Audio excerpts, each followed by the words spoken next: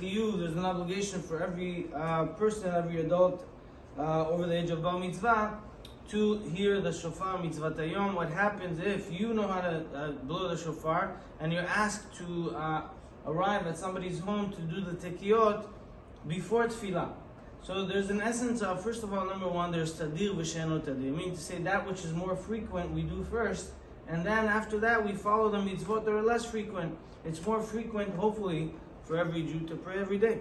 So if that's more frequent, then that comes before the shofar, and that's why we delay the shofar till afterwards. So that's one thing we think about. Another issue that we think about is brought down: why are the tekiyot shofar delayed to such an extent? Really so late.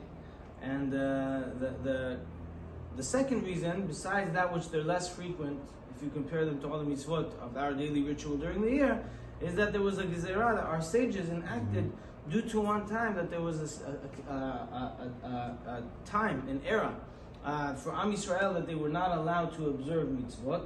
And so the oivim, those that were watching out for Am Yisrael not to observe mitzvot, especially on Rosh Hashanah, they patrolled the towns, the villages, the cities to ensure that nobody is doing the shofar.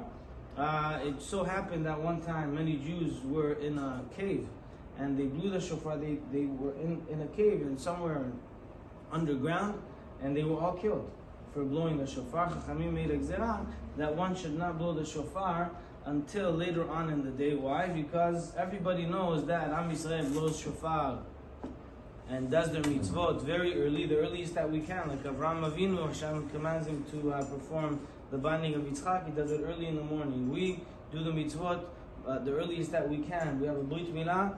According to the highest standard of value of doing a mitzvah, you should do it. You should pray nets and then do the brit milah. Lulav, the Mishnah Berurah brings, also Avadia, that the best thing to do is that day pray nets, so you can do lulav the earliest you can, and so on and so forth. And so, after that incident, it was enacted that we shouldn't blow shofar only until after 3 hours into the day. Why? Because they started looking out for Am Yisrael. They know that we do it in the morning. And so we delayed it till pretty much almost midday, 3 hours into the day, whatever.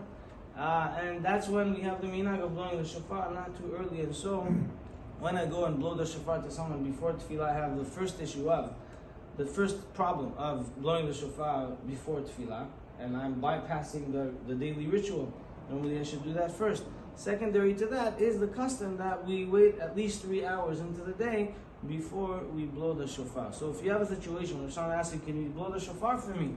And you know how to do so, you should plan yourself to do it after the tefillah as opposed to doing it before the tefillah. And the third issue is, if you do it before the tefillah and you're not doing it in the right time, even though you're blowing it for somebody else, there are those that hold, there are opinions that hold that if you're tokeh b'shofar for somebody else, or if you heard the shofar and you didn't even mean to fulfill or comply the mitzvah of the shofar, you have fulfilled your mitzvah, you are yotzei yedei chova. So now you're trying to help them, but you have your own issue of maybe bracha she'ena tzricha also, and also the fact that you're blowing it before the tefillah, and that's not the right time to do so, and therefore lechatechila, the best way to operationalize ourselves, so blowing for somebody else is after the tefillah. Of course, if you have no choice and they're going to miss out, then we can rely on opinions that permit doing so.